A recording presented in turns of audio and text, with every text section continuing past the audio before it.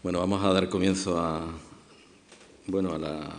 acto de esta tarde, a la mesa, inicialmente mesa redonda sobre prensa y transición del ciclo Historia y Documentos y Sociedad, que organiza el Vicerrectorado de Proyectos Estratégicos. Saludo desde aquí a Víctor Muñoz y a María José de la Torre, precisamente vicerrector y directora de este vicerrectorado, y al Archivo Provincial de Málaga, de la Consejería de Cultura de la Junta de Andalucía, y a Esther Cruces, que también se encuentra entre nosotros. Bueno, yo como estamos un poco entre amigos, en principio tengo que disculpar a Antonio Checa Godoy, que se ha quedado en Turquía. Ha decidido quedarse en Turquía y no venir hoy aquí. Ya se lo haremos pagar de alguna manera. Bueno, ha tenido un retraso de vuelos en el aeropuerto, estando en Turquía, y no está en ninguna embajada, ¿no? Afortunadamente no está en ninguna embajada. Y bueno, ya está en suelo patrio, ya está en Madrid. Pero no llegaba a tiempo a esta mesa redonda. Mesa redonda que, bueno, se ha reducido, por tanto, a quien nos habla, que iba a ser inicialmente el moderador de esta mesa, y a Rafael Quirosa, que es colega, amigo, por todos conocido, catedrático de Historia Contemporánea de la Universidad de Almería, al quien yo le doy la bienvenida a la Universidad de Málaga y mi agradecimiento también personal porque se encuentra con nosotros. Bueno, nos conocemos hace muchísimo tiempo y es un placer siempre compartir con él un rato, porque, entre otras cosas, aprendemos mucho de él, ¿no? El tema es prensa y transición, que es dentro de un ciclo Historia, Documentos y Sociedad. Por lo tanto, intentaremos hablar de la transición política, intentaremos hablar de la prensa y del periodismo y del valor documental también de la prensa como documento, ¿no? El orden de intervención, porque bueno, al final somos dos. Yo ahora, en breve rato o ratito, le voy a pasar la palabra en primer lugar a él y luego la retomaré yo. Hemos decidido de última hora que, bueno, él como especialista sobre todo en la historia política de España y de Andalucía, contextualizará mejor que yo el tema del que vamos a hablar, y yo me centraré un poco más más pero no mejor, en el tema del periodismo y en la España de la transición. Como ustedes saben, también como yo, la prensa, y hablar de prensa hoy día es casi retrotraernos a la historia, porque en realidad los investigadores hoy día, en el 2018, hablan más de Internet y de redes sociales que de medios de comunicación, incluso más de medios de comunicación que de prensa. Pero para los historiadores y, sobre todo, bueno, para nosotros en particular, la prensa es una fuente fundamental, ¿no?, de la historia.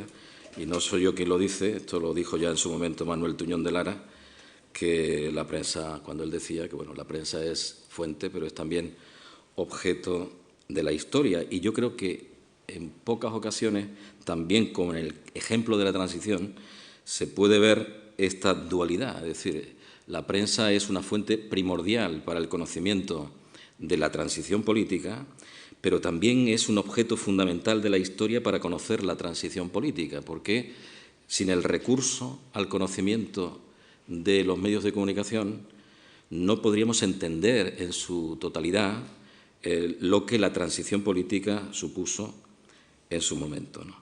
Por lo tanto, para mí es una satisfacción que se haga un ciclo de esta naturaleza que vincule historia y documentos, y por eso agradezco la iniciativa de Esther y de María José, porque realmente hay que poner en valor, y hace un momento lo hablamos ella y yo, hay que poner en valor de una manera rotunda el tema de la documentación para la investigación histórica en un momento en que hay un cierto alejamiento de los archivos por parte de los investigadores y por parte de los historiadores, que recurren sobre todo a Internet como fuente de conocimiento, con lo cual ahí se produce una distorsión en la investigación que tendrá sus consecuencias, evidentemente, en su momento y que las va teniendo en la medida en que los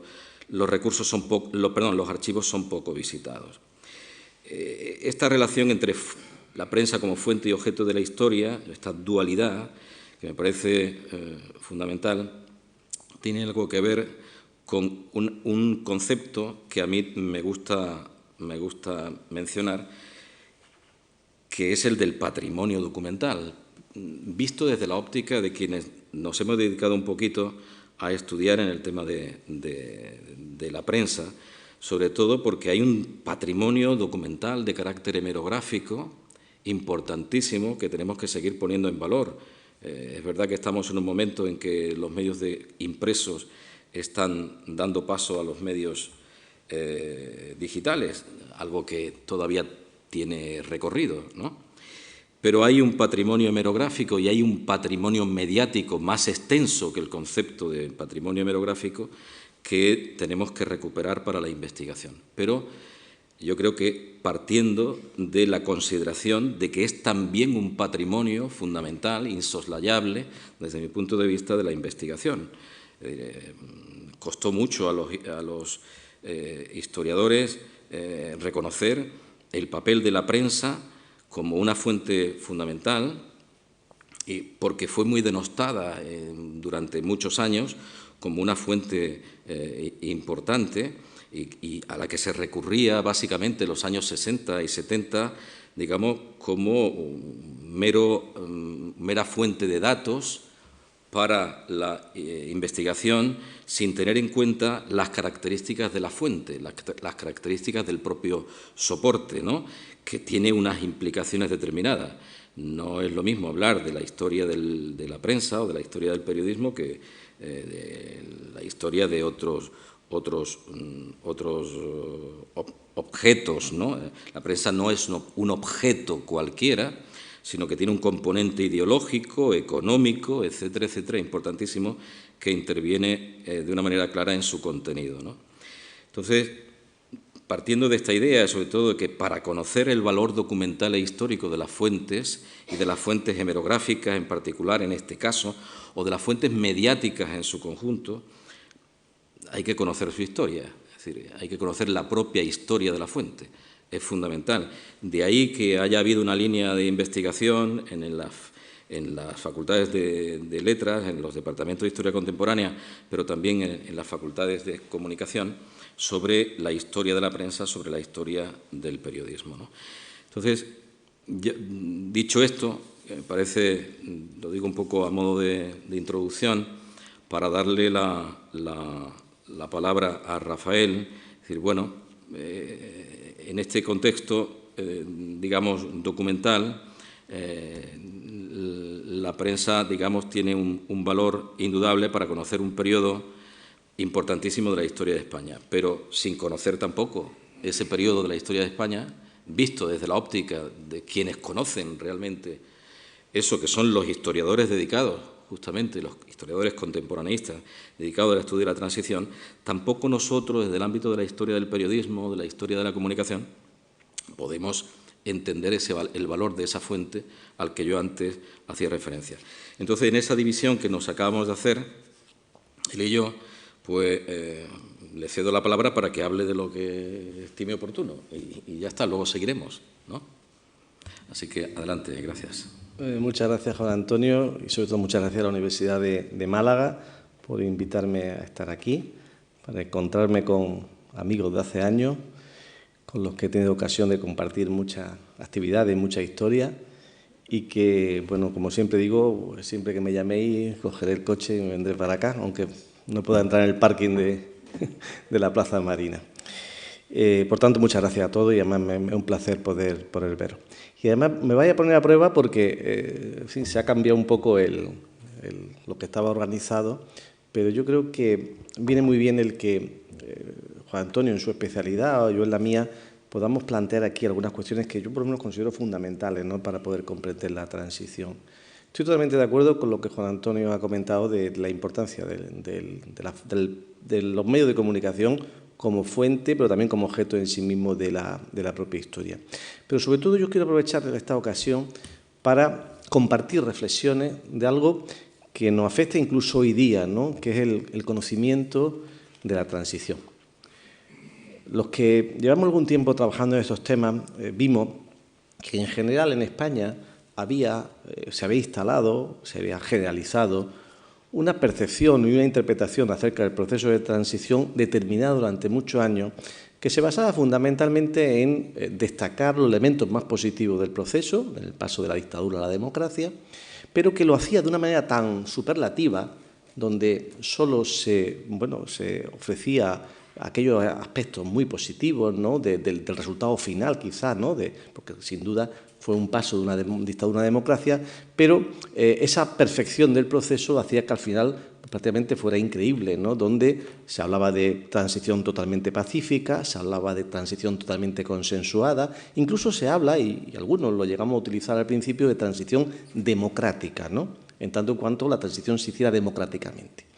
Esta imagen, pues quería ensalzar a una serie de protagonistas, normalmente de la esfera política, de las élites, que bien procedentes del franquismo, clarísimamente el caso del propio monarca o del presidente de las Cortes o el presidente del Gobierno, Adolfo Suárez, o incluso viendo de la oposición, Felipe González, Santiago Carrillo, no era de tal oposición, pero no pertenecía al Gobierno ya cuando se puso en marcha propiamente la transición, el caso de Manuel Fraga, pero que nos trasladaba una imagen muy elitista del proceso.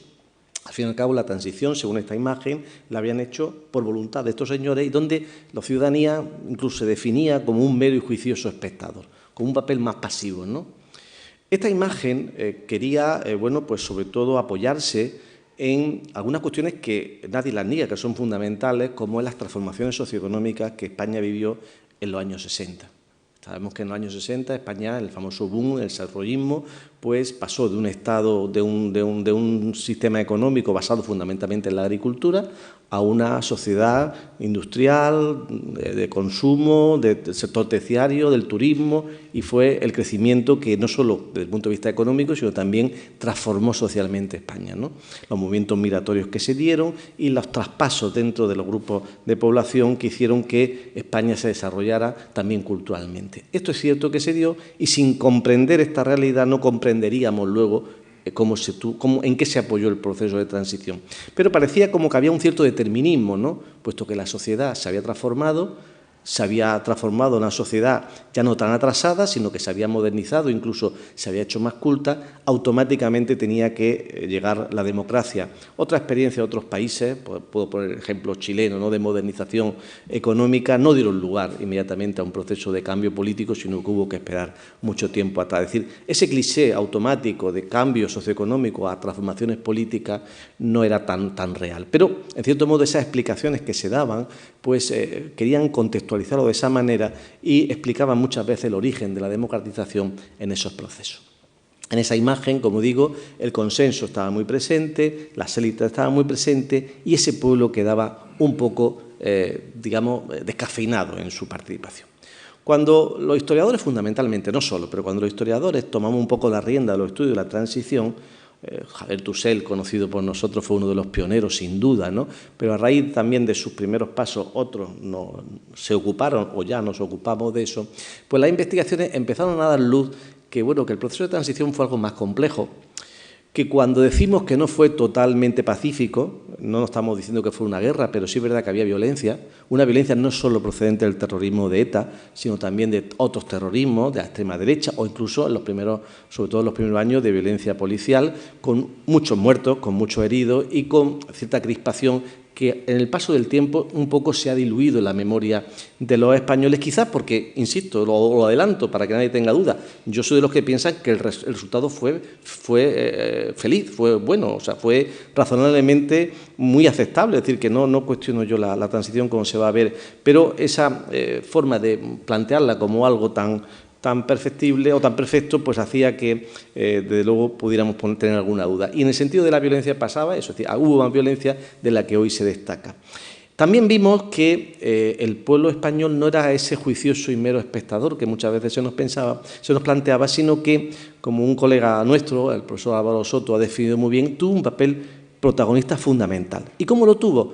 Pues en dos etapas fundamentalmente. Una, cuando no tenía la ocasión de ejercer el derecho al sufragio, cuando no había libertades, pues lo pudo hacer mediante la movilización, mediante la protesta, mediante el combate contra la dictadura. Claro, algunos dicen, bueno, no había tanta gente haciendo eso. Claro, en estos procesos nunca son movilizaciones de masa, son vanguardias que en la universidad, que en los tajos obreros, que en los movimientos culturales, que en los movimientos de vecinos, es decir, en distintos ámbitos de la sociedad de los años 60 y 70, pues representaban la vanguardia de la lucha contra el franquismo. Esa es la primera fase en la que, de una manera, a través de estos movimientos sociales, la sociedad española empezaba a incrementar su protesta, que nunca había dejado de tener, pero había sido muy reprimida en los años 40 y 50, y ahora empieza a extenderse a través de esos movimientos sociales, insisto, obreros, estudiantes, movimientos vecinales, movimientos cristianos de base, incluso los primeros apuntes de los movimientos feministas,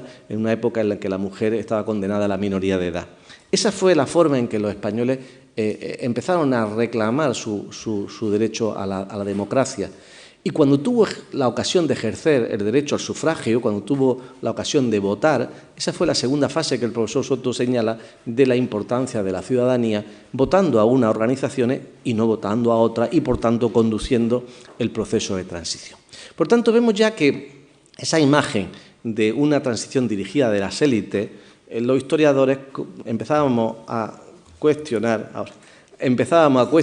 y de hecho cuestionamos hoy día a través de muchísimos estudios que distintos grupos de investigación en muchas universidades españolas están produciendo. Claro, pero aquí llegamos a una cuestión que a mí me parece fundamental y yo creo que ocasiones como esta merecen la pena, aunque sea solo para esa reflexión. La ciudadanía en general, la población española, incluso lo que se transmite, que ahora hablaré también algo, a través de los medios de comunicación, ¿refleja el resultado de esas investigaciones o sigue instalada esa visión, digamos, oficialista, que algunos llaman canónica, de esa transición planificada, se decía que hecha con tiempo, ¿no?, elaborada, ¿no?, como si se habla de ciertos libretos, ¿no?, o es, como decimos los historiadores, con estas características de una transición más improvisada, donde la ciudadanía tiene un papel importante, los movimientos sociales pesan, condicionan las decisiones políticas en definitiva, ¿no? Y eso no llega a la ciudadanía. Y además, y con esto añado un tercer elemento, en los últimos años, podemos analizarlo, pero producto de muchas causas, yo entiendo, causas que vienen de la evolución generacional, porque van surgiendo generaciones nuevas, ¿no?, de hombres y mujeres que se hacen nuevas preguntas y que quizás a lo mejor las explicaciones que se han dado, sobre todo las oficialistas, no convencen, ¿no? Producto también de los efectos de la crisis económica o del declive del papel de Europa, que ha hecho que muchos ciudadanos se cuestionen la realidad y el de dónde venimos. Todo eso, unido a que siempre ha habido movimientos críticos, ¿no?, con el proceso de democratización vivido en España, hace que hoy día haya como una especie de tercera vía. La primera sería la oficialista, la segunda la de los historiadores, que yo digo, la tercera, esta que voy a anunciar o que voy a comentar, que llega a cuestionar tanto el proceso de transición que lo denuncia como de no haber traído una democracia completa. Se habla despectivamente del régimen del 78 y se viene a decir que al fin y al cabo lo único que se hizo fue perpetuar de otra manera al franquismo y a sus élites. Esto es una realidad que hoy día todos podemos encontrar cuando hablamos, sobre todo con gente joven o incluso con mayores, de los desencantados, ¿no?, de la transición, y que viene a cuestionar el proceso. Desde mi punto de vista, como historiador, yo creo que no se corresponde, ¿no?, esa última explicación con el resultado de las investigaciones y que, aunque pueda parecer paradójico, esa última interpretación viene por otros medios a coincidir con la primera, porque la primera ya llega a decir algo, bueno, lo que hemos estudiado nos parece una barbaridad, pero llega a decir que la democracia llegó de la mano y por voluntad de los franquistas, de los políticos del régimen. Un poco confundiendo el hecho de que hubiera políticos franquistas que pasaron al reformismo político y se sumaron a la democracia, con que fuera algo ya concebido, diseñado, incluso planificado por las propias élites franquistas. Es decir, cuando se va uno a los años 60 y se va a los principales responsables del régimen, uno puede advertir cómo ellos no confundían modernización económica, que sí la querían, incluso modernización social, pero nunca modernización o democratización política. Ellos entendían que había que sustituir la legitimidad de la victoria de los años de la guerra civil por la legitimidad del bienestar y, por tanto, se esforzaban en que España, evidentemente, se desarrollara. Pero en ningún momento esa élite política del régimen quería una transformación política en un sentido democratizador, incluso a pesar de que ya en España, en los años 60, evidentemente, empezaba a ser cada vez más una isla en el mundo occidental, en tanto en cuanto era de las pocas dictaduras que había, y, por cierto, era una de las razones del freno para nuestra incorporación a Europa, a la institución europea o incluso a la Alianza Atlántica, al Consejo de Europa y todas las instituciones que podía haber. Bien, este planteamiento, esta reflexión del debate sobre la transición hace que hoy día esté muy presente y hoy día, y esto conecta un poco con la introducción que hacía Juan Antonio, esté también muy presente en los medios de comunicación. Para mí los medios de comunicación, que Juan Antonio se va a encargar de desarrollar y luego en el debate podremos intercambiar más opiniones, el papel de los medios de comunicación yo creo que hay que analizarlo en una doble perspectiva, ¿no? Un poco el significado en sí de ese papel en la transición, en esa especie de complicidad que muchas veces había, que tú también me acuerdo que una vez lo analizaste entre los profesionales de los medios, los periodistas y los políticos, y el papel que, sobre todo determinadas cabeceras, no todas, y no todas al mismo tiempo, que yo creo que esto es un matiz que seguramente Juan Antonio se ocupará ahora, pero que yo les quiero enunciar. A veces se tiene una imagen demasiado monolítica del papel de los medios de comunicación. Se habla del Parlamento de papel que existió, pero se olvida el bastión de papel, es decir, los contrarios a la democratización, que también existieron.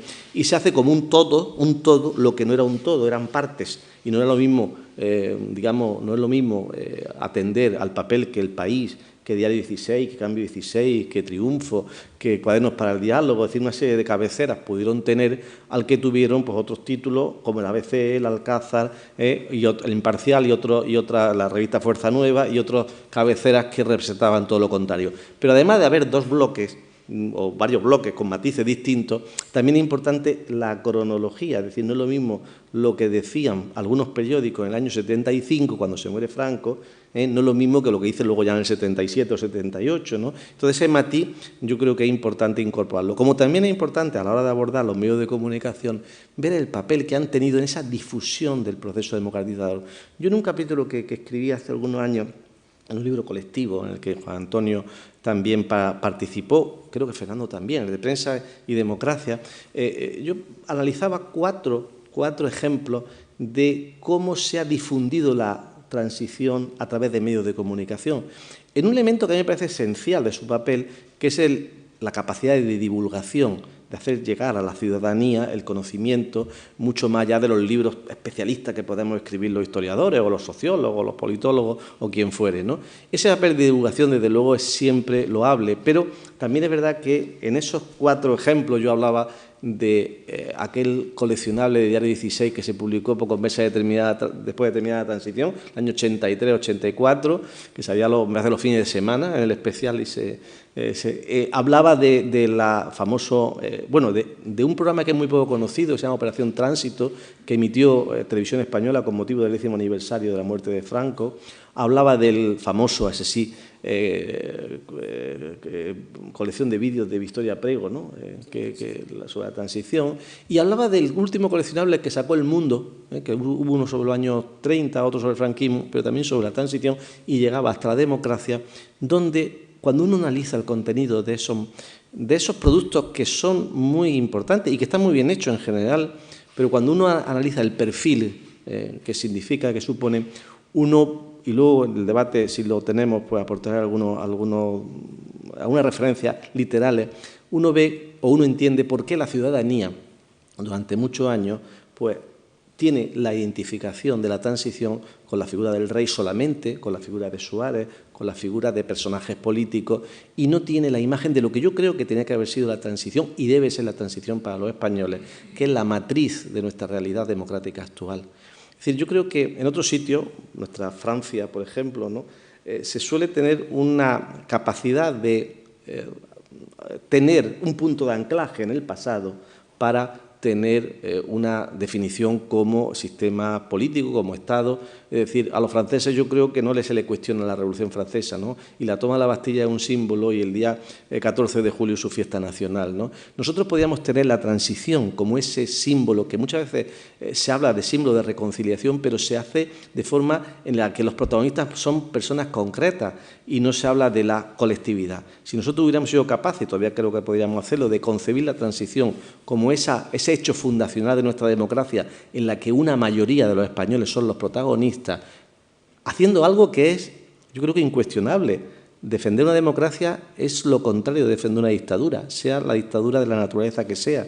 Por tanto, no se puede al mismo tiempo defender la democracia y justificar o defender una dictadura, ya sea del presente, del pasado o del futuro. Suelo decir que yo no soy tan egoísta como para querer que la democracia, disfrutarla yo y que la disfrute mi hija, sino que también me hubiera gustado que lo hubiera disfrutado mi padre teniendo mi edad, ¿no? Entonces yo creo que ese símbolo que podría haber sido la democratización, si hubiéramos sido capaces de trasladarlo como un hecho colectivo, no como un hecho individual, si hubiéramos sido capaces de trasladarlo como una conquista, no como una concesión, lo haríamos patrimonio de todos y en esa medida hoy día se tendría más respeto a eso.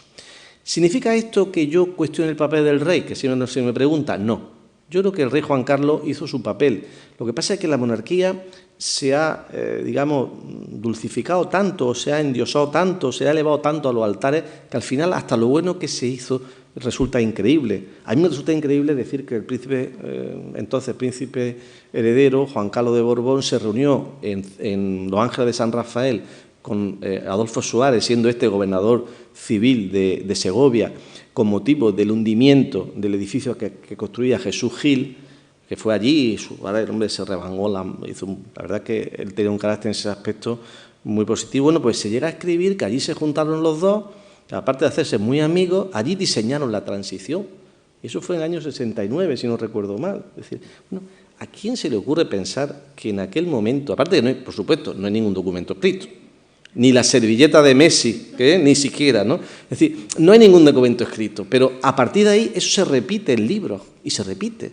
Y entonces se construye todo un mito de algo que no tiene ninguna base reales, ¿no? Porque además es bastante increíble, pero no por meternos con estos personajes que fueron, insisto, para mí muy respetados y además yo le elogio mucho su papel histórico, que no quepa ninguna duda, pero uno era el heredero al trono de una monarquía implantada por la dictadura. Nadie se le ocurre que en ese momento iba a estar oponiéndose, entre otras cosas, para jugarse esa herencia, porque la ley de sucesión decía expresamente que Franco se reservaba el derecho de decidir cuándo y quién le sucedía a título de rey, pero también de cambiarlo. Se reservaba en una ley orgánica esa potestad y ahí estaba el primo de Juan Carlos, que quería ser rey, que la mujer de Juan Carlos quería que su nieta fuera mujer de rey y que hubo maniobras para que Franco cambiara de decisión en favor de don Alfonso. Por tanto, no se ocurre mucho que un príncipe heredero en estas condiciones esté conspirando con un gobernador civil que, por otra parte, es un gobernador civil de franquismo y que además aspira legítimamente, vamos, por lo menos desde su punto de vista, no desde el punto de vista de la legitimidad democrática, a seguir ascendiendo en la carrera dentro del régimen, ¿no? Entonces, de algo que evidentemente sí es un encuentro bueno, pues que pudo hacer conocerse a los personajes, yo no lo niego, que los dos tuvieron un papel importante en ese momento, esa tragedia, pero de ahí a construir el mito de que ahí se escribió la transición es algo que no se cree nadie y que lo que pasa es que con eso lo que ocurre, como con otras cosas de exageración, es que se hace increíble.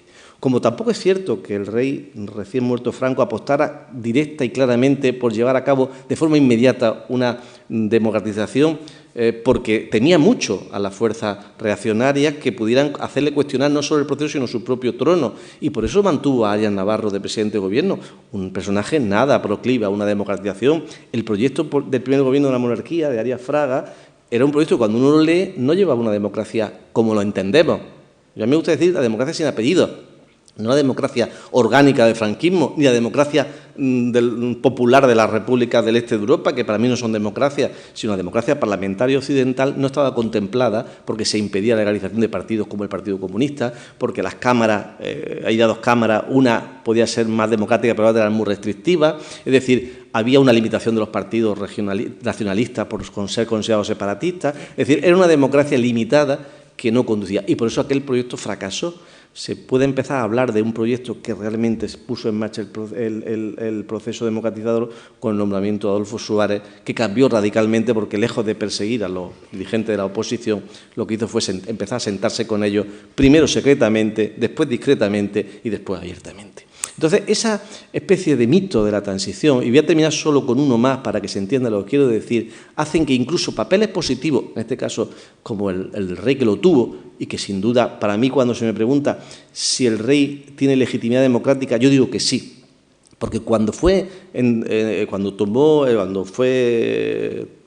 nombrado, ¿no?, designado rey, no la tenía porque procedía de una dictadura, pero que la ganó de forma legal, con la aprobación de la Constitución, donde los ciudadanos españoles votaron, porque yo no voté, votaron la Constitución y, por tanto, a raíz de esa votación legalizaron, digamos, legitimaron la figura del rey y luego, de facto, también, pues en el famoso 23F, porque tuvo una posición inequívoca, aunque evidentemente tuviera también sus temores, pero finalmente inequívoca en favor de mantener el régimen democrático. Por tanto, el rey Juan Carlos para mí tiene un papel importante en la transición, pero no ese que durante muchos años se nos ha transmitido de una perfección que le hacía increíble.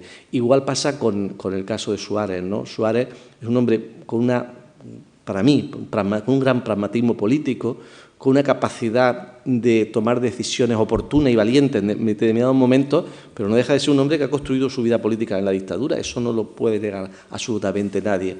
Y por último decía que iba a hacer un comentario sobre el consenso. El consenso se nos inunda constantemente, incluso hace esas referencias del presente hacia el pasado, que son siempre muy peligrosas, de querer retomar el consenso de los años de la transición. Y cuando uno estudia y se acerca a la transición, uno ve que ese consenso existió, pero existió sobre todo en una determinada época de la transición, porque la transición también tiene su etapa, y no totalmente. Y me explico rápidamente. Cuando muere Franco no hay consenso. No hay consenso entre las fuerzas del franquismo y las fuerzas de la oposición. No hay ningún consenso. Unos quieren una ruptura democrática y otros pues quieren mantener la dictadura. Empieza a haber posiciones dentro del franquismo a favor de una reforma política que traiga la democracia, pero cuando se plantea la ley para la reforma política, la oposición democrática pide boicotearla, pide la abstención en el referéndum, no la apoya. Va a ser los resultados de ese referéndum del 15 de diciembre del 76, cuando también hagan ver a la oposición que algo hay que hacer porque la ciudadanía pues no está tan en contra del gobierno. Y entonces empiezan a consensuar. Y esa fase de consenso llega hasta la Constitución. Porque cuando se aprueba la Constitución desaparece nuevamente el consenso y hay una acción política dura contra el gobierno de UCD, como no podía ser de otra manera. Hay una cierta reapertura del consenso cuando el famoso 23F, ¿no?, porque se ve la necesidad de ponerse de acuerdo en cuestiones básicas.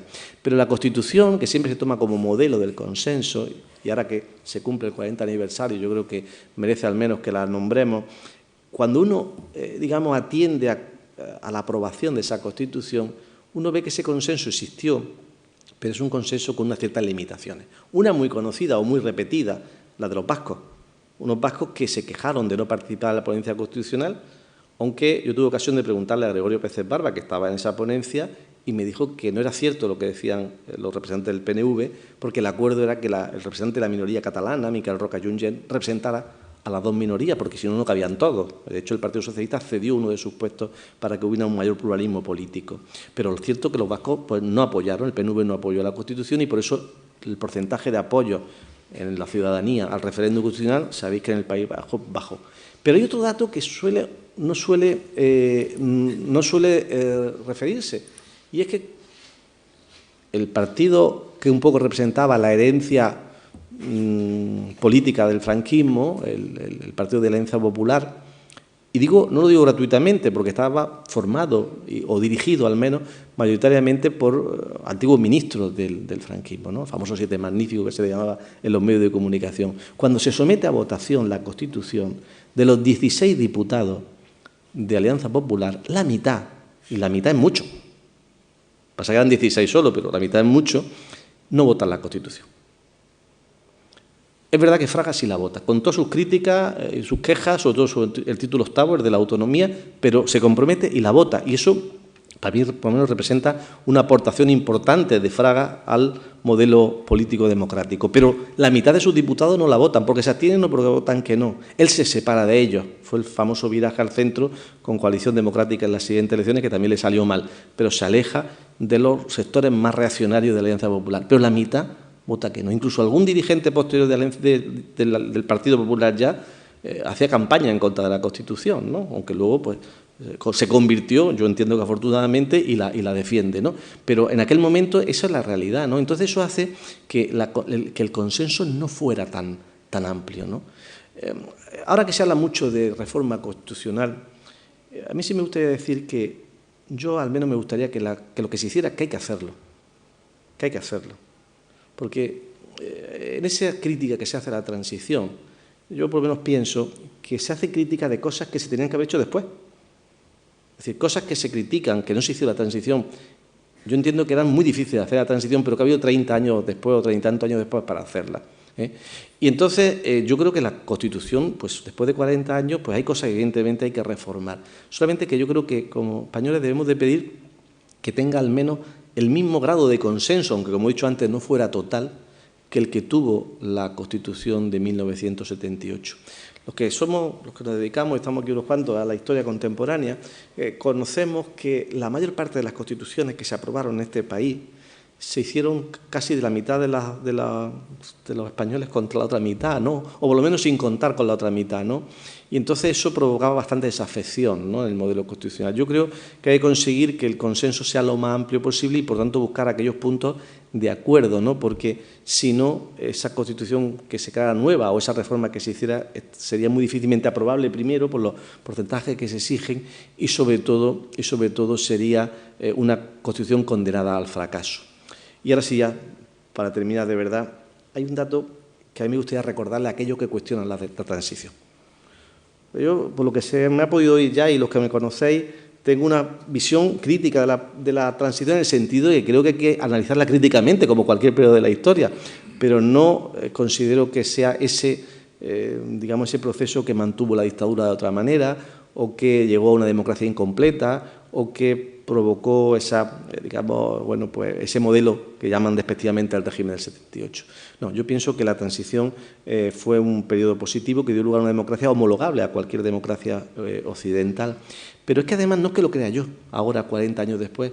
Si hacemos un ejercicio muy sencillo de ver qué votaban los españoles en 3 elecciones generales, la del 77, la del 79 y la del 82, que fueron las 3 elecciones generales de la transición, podemos ver que, juntando un extremo y el otro, el porcentaje de apoyos que tuvieron los que cuestionaban la transición no llegó en ningún caso al 10%. O dicho de otra manera, los partidos que apoyaron el proceso como se hizo, y ahí va desde Alianza Popular hasta el Partido Comunista de España, pasando por la UCD, por el Partido Socialista y por otras fuerzas políticas regionalistas y nacionalistas, suponían más del 90%. Y mi pregunta es, ahora la sociedad española, que tanto cuestiona la transición, ¿estamos diciendo que le queremos imponer una forma distinta de hacer la transición a la que apoyaron los españoles, no mayoritaria, masivamente en esas 3 convocatorias electorales? Eso no significa ni que lo que se hizo fuera perfecto, ni que no quedan flecos pendientes, ni que no haya cosas que cambiar, que yo ya he dicho antes que creo que sí, pero creo que no se sostiene esa especie de quema total, ¿no?, que hoy se quiere hacer atacando a la transición en cosas que quizás, o deudas que quizás proceden más de etapas posteriores ya de democracia consolidada y que precisamente la transición, por las dificultades que había muchas, y la incertidumbre que estaban presentes, que había muchas, eran más difíciles de hacer. Me parece que me he extendido mucho, pero por lo menos he querido plantear un contexto del significado de la transición a la democracia.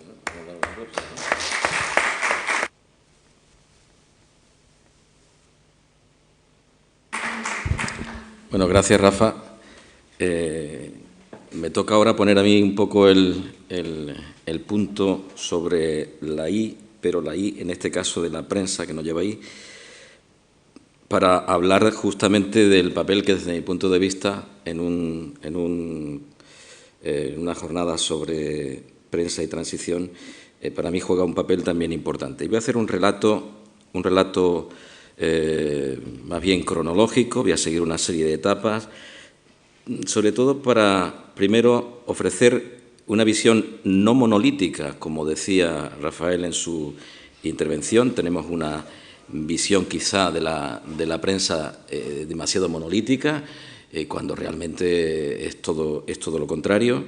Y segundo, para que veamos el papel que los medios de comunicación, al menos a mi entender, desempeñaron como factor del cambio, entre otras cosas por la represión del régimen de Franco, obviamente, y luego en los primeros años de la democracia, donde también la represión hacia los medios de comunicación es muy importante. Voy a situar, por lo tanto, mi relato en tres fases distintas, en tres periodos distintos. Empezaré en el año 66, entre 1966 y 1975, luego entre 1975 y 1978 y luego entre 1978 y el año 82.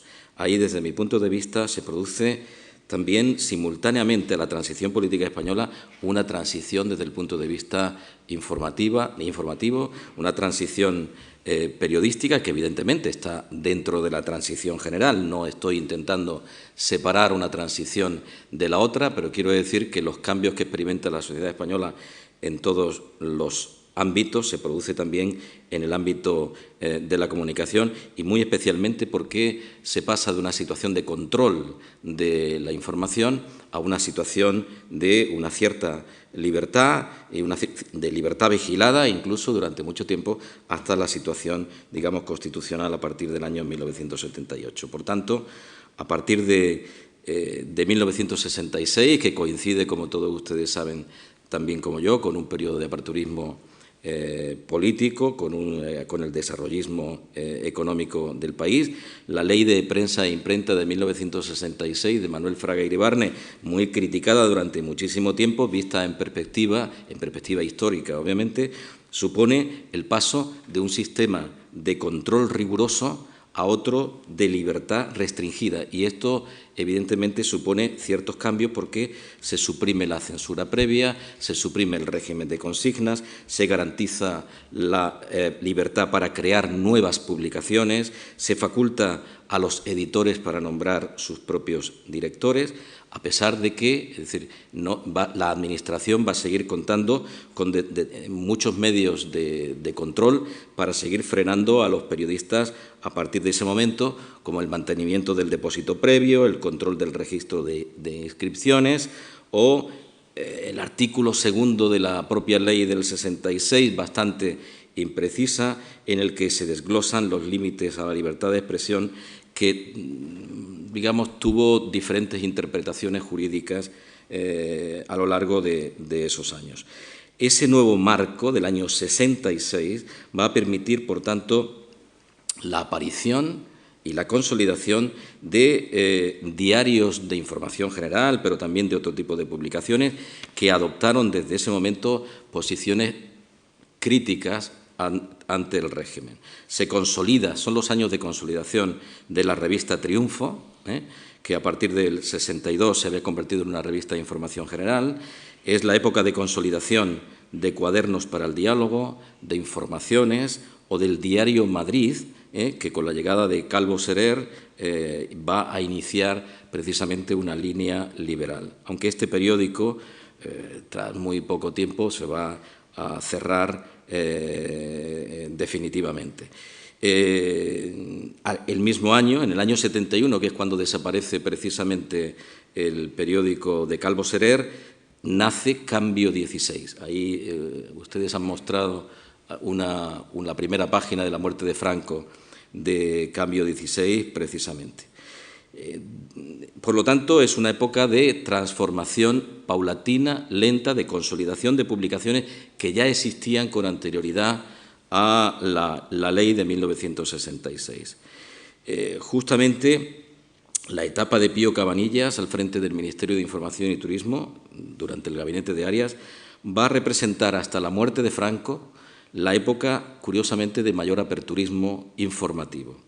Y, por el contrario, y eso ya después de la muerte del asesinato de Carrero Blanco, a partir del año 74 y cuando está León Herrera Esteban de ministro, va a significar el endurecimiento del control sobre la prensa. ¿Y esto en qué se manifiesta? Pues se manifiesta en que entre el año 74 y 75, en apenas un año, se producen 24 secuestros de publicaciones y numerosos periodistas se van a ver envueltos en asuntos con la justicia. Entra en vigor, además, el Decreto Ley de Prevención del Terrorismo, que esto va a acentuar la reacción del régimen franquista contra la prensa. Por lo tanto, hasta el año 75, la muerte de Franco, ese es el panorama en el que, digamos, se dibuja el periodismo español. A partir del año 75, con la muerte de Franco, no van a desaparecer los atentados a la libertad de expresión, sino todo lo contrario, se van a multiplicar. Curiosamente, entre el 75 y el 78 vamos a asistir a una de las épocas de mayor censura y de mayor represión informativa. Es verdad que con la muerte de Franco muchos periódicos empiezan a transmitir mensajes de cambio a la sociedad española. Todos recordaremos, sobre todo los que somos de Málaga, la primera página del diario Sol de España de Málaga del 20 de noviembre del 75, que el mismo día en que fallecía Franco decía: «Esta es la gran tarea histórica que recae sobre los hombros de don Juan Carlos de Borbón», decía, «asegurar con la prudente audacia requerida el paso de un régimen autoritario a una monarquía democrática sin traumas, sin rupturas y sin violencias». Un periódico por todos conocido que vivió entre el año 67 y 1982, que el profesor Fernando Arcas, aquí presente, conoce perfectamente, ¿no? Bueno, además era el periódico de los universitarios malagueños de la época, ¿no?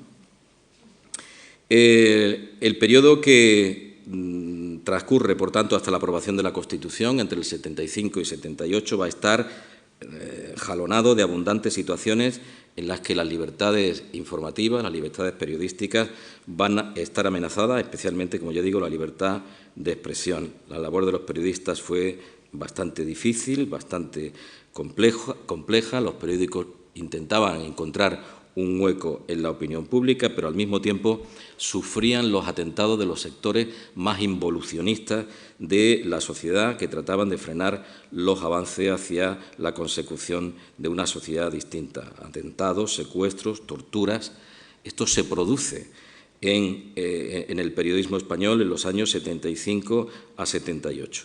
Frente a ello, incluso los propios periodistas, yo tengo que decir, se oponen con movilizaciones y con una labor informativa que apostaba por la construcción de la democracia. Escribe Gregorio Morán, un periodista de la época: «La prensa de la transición, sin excepciones, fue una medidora perfecta entre la sociedad y la clase política», ¿no?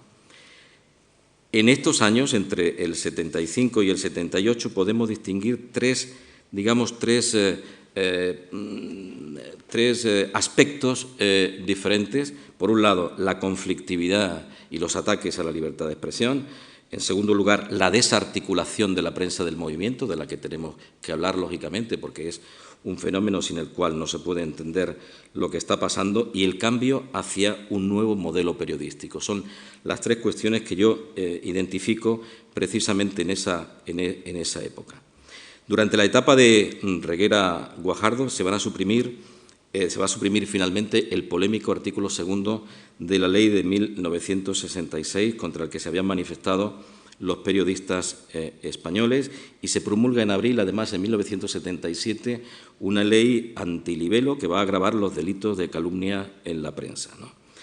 Entre junio del 76 y el mismo mes de 1977, perdonad esta profusión de datos, pero yo creo que estos datos dan una idea muy clara de qué es lo que se está produciendo en el plano periodístico. Hay 40 querellas, 30 procesamientos, 15 atentados, 2 cierres de periódicos, etcétera, etcétera, un largo etcétera de hechos contra la prensa que siguen ofreciendo un balance represivo más propio del franquismo que de la situación preconstitucional en la que nos encontramos. Hay casos como los de los periodistas Huertas Clavería, que ingresa en prisión en el año 75 por un artículo publicado en Telexpress, o del periodista almeriense, conoce muy bien Rafael, José Antonio Martínez Soler, en 1976, director de Doblón, que fue secuestrado y torturado, que levantó, obviamente, numerosas muestras de solidaridad profesional. Un segundo aspecto, decía, es el de la disolución de la prensa del movimiento y su conversión en el órgano autónomo medios de comunicación social del Estado. Es decir, toda la transformación del sistema del sistema comunicativo, sistema de propaganda en un primer momento, sistema comunicativo posterior, que el franquismo había gestado desde sus inicios. Y es un proceso muy largo, porque no es un proceso que se desarticule de inmediato, sino que es un proceso que se inicia en el año 76 y que acaba durante el gobierno de Felipe González. Por lo tanto, ahí hay 6 años en los que se está produciendo esta transformación paulatina. Se produce en 3 etapas, pero bueno, no voy a mencionar. Empieza en el año 76 y acaba en 1984 en particular, ¿no?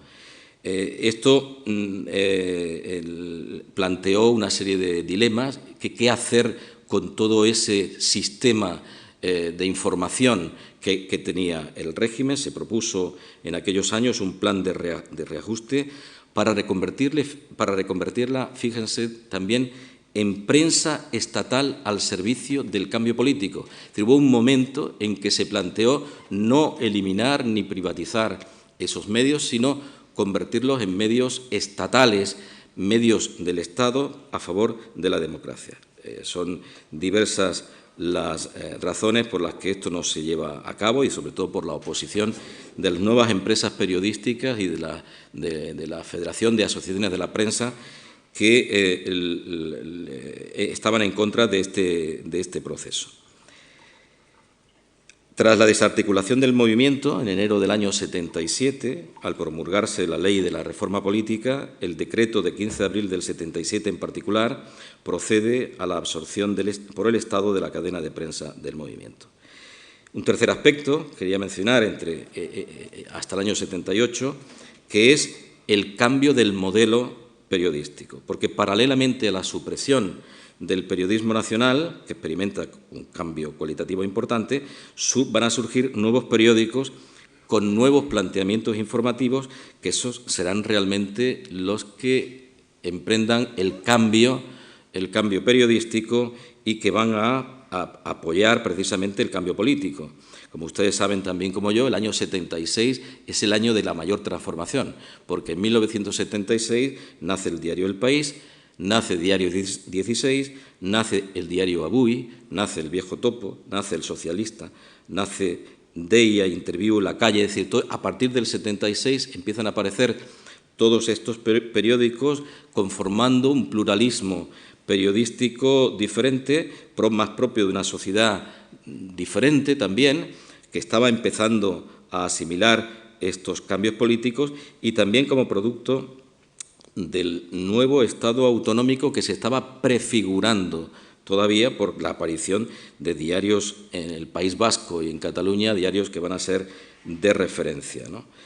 En aquellos momentos, un filósofo, digamos, de bolsillo de la época, José Luis Aranguren, decía que toda democracia representativa, y decir esto en el año 76, 77, pues es realmente lo importante, no decirlo ahora mismo, tiene necesidad, decía, de un poder periodístico que tuviera, decía él, las siguientes cualidades. Esto lo decía el año 77. Ser liberal, imparcial, crítico, laico, desmitologizador, denunciador, educador y vehiculador de la democracia. Esas son palabras del propio Aranguren.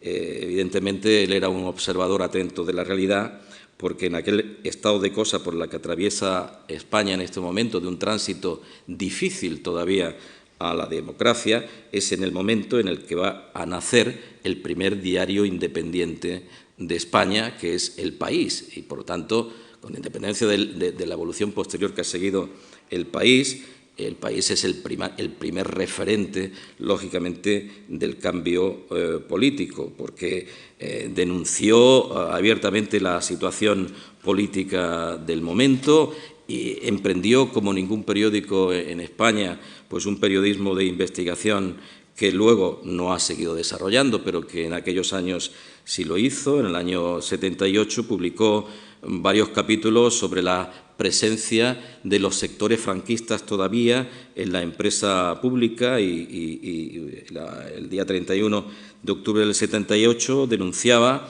que todavía 41 exministros mantenían cargos importantes en las empresas del Estado. Evidentemente, esto visto también desde la perspectiva actual, hoy día pues no nos extraña porque este tipo de cosas han seguido produciéndose. Pero bueno, tras las elecciones generales del año 77, fíjense todavía, van a recrudecerse de nuevo los atentados contra la prensa. El 20 de septiembre explosiona en Barcelona una bomba en la redacción de la revista El Papus, yo hablaba el otro día con Fernando, tengo que decirlo aquí, sobre si habíamos hecho la transición o la habíamos vivido, ¿no? Nosotros no hicimos la transición, evidentemente, Felipe también está por aquí, a lo mejor él más que nosotros, pero la vivíamos, Y lo del Papus, bueno, del atentado del Papus, bueno, pues eso nos acordamos perfectamente. Tuvo un balance de un muerto y 16 heridos. 15 días más tarde, en Pamplona, salta por los aires la redacción de Punto y Hora. Al año siguiente, el diario El País sufre uno de los atentados de mayor repercusión, con muertos, el día 30 de octubre del año 78, muertos incluidos. En fin, amenazas de bombas continuas en las redacciones de los periódicos. En fin, el mismo año es asesinado el director de La Hoja del Lunes de Bilbao, José María Portell. En fin, este es el panorama que se dibujaba a nivel de libertad de expresión en España hasta el año 78. Y el último periodo al que quiero mencionar es el periodo que va desde el 78 al 82. Claro, las periodizaciones son todas, de alguna manera, artificiales, quiero decir, porque uno periodiza en función de criterios a veces propios de tu análisis, no tiene por qué corresponderse de ninguna manera con otras periodificaciones, pero me parecía también ver que a partir del año 78 sí que hay un cambio evidente, pero es la aprobación de la Constitución y la aplicación del artículo 20 del texto constitucional, que sigue vigente hasta nuestros días y que es el que ha permitido, obviamente, que el panorama político, pero también el panorama periodístico, pues se haya consolidado, pero que se haya modificado por otro tipo de razones, porque la evolución del periodismo a partir del 78 se debe a otro tipo de factores externos que no a factores estrictamente políticos o al menos jurídico-políticos, ¿no? Por lo tanto, se puede hablar a partir de ese momento de la constitucionalización de los medios de comunicación, de la misma manera que se puede hablar de la constitucionalización de la vida política española a partir de ese momento, ¿no? Se produce, por tanto, en esta etapa, entre el 78 y el 82, se sigue produciendo la supresión de la prensa del Estado. En el año 79, el Consejo de Administración del Organismo Autónomo de Medios de Comunicación Social del Estado cerró 6 diarios y la única agencia de prensa que tenía el Estado en este momento, que era Piresa, os acordaréis de Piresa, se cierra Arriba de Madrid, La Prensa y Solidaridad de Barcelona, Amanecer de Zaragoza, El Pueblo Gallego de Vigo, Libertad de Valladolid, etcétera, etcétera.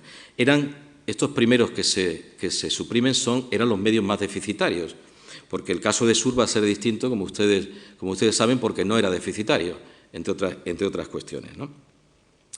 Como ya digo, la polémica que se había generado en el país en torno a qué hacer con esos medios de comunicación se saldó finalmente con la desaparición, la desarticulación, la venta de estos periódicos, pese a que, digamos, había voces, incluso sindicales, las centrales sindicales, Comisión Obrera y UGT no querían que desaparecieran los medios del Estado.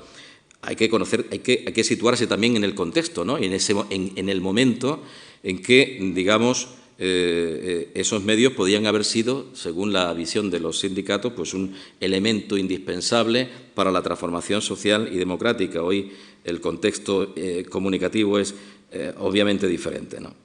Desaparecen estos periódicos, empiezan a desaparecer también los periódicos, aquellos periódicos importantes anteriores al 66, que se habían desarrollado entre el año 66 y el 75, empiezan a desaparecer también. Luego se va transformando precisamente por la aparición de todos estos periódicos que os he mencionado antes, porque desaparece informaciones, pero también desaparece cuadernos para el diálogo.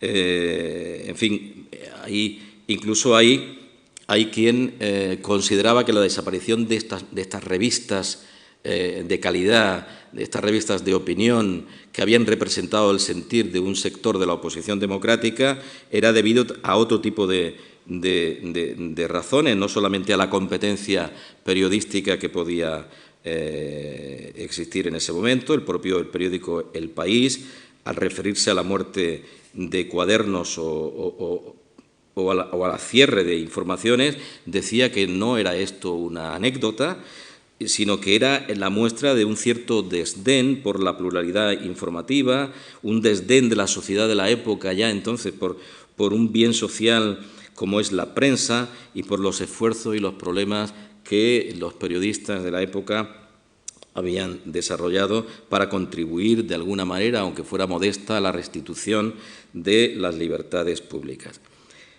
Como, digamos, contrapunto a esta situación y a este cambio, a esta liberalización de la prensa escrita, el Estado, que por cierto nunca los Estados van a dejar fuera de control los medios de comunicación, lo que va a hacer es convertir a la televisión en lo que hasta ese momento era la prensa escrita, que donde todas estas consignas que hemos visto Esther y yo hace un rato en la vitrina, esos teletipos que se mandaban en su momento con indicaciones hacia los medios por parte de las autoridades del Estado hacia los medios del Estado, evidentemente esto desaparece, ese control desaparece y es sustituido por el monopolio ahora en la televisión, monopolio que se mantiene hasta la liberalización del sector audiovisual y sobre todo hasta la aparición de las televisiones autonómicas y luego del resto de las televisiones privadas, pero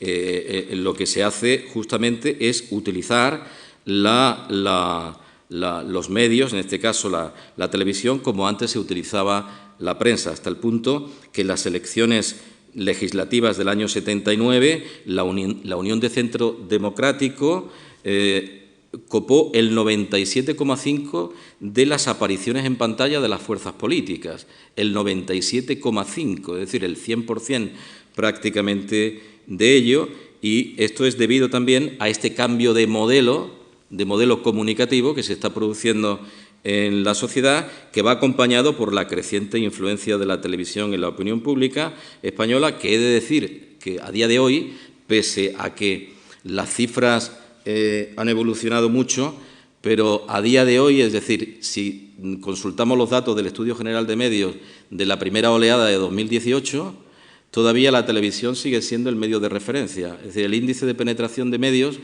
mayor sigue siendo la televisión, aproximadamente con un 86% de índice de penetración frente a un 76-77% que representa hoy día las redes sociales e Internet, todavía en España, y un 24%, solo un 24%, esto es una cifra que es muy baja, obviamente ya, que representa la prensa escrita y los diarios de información general.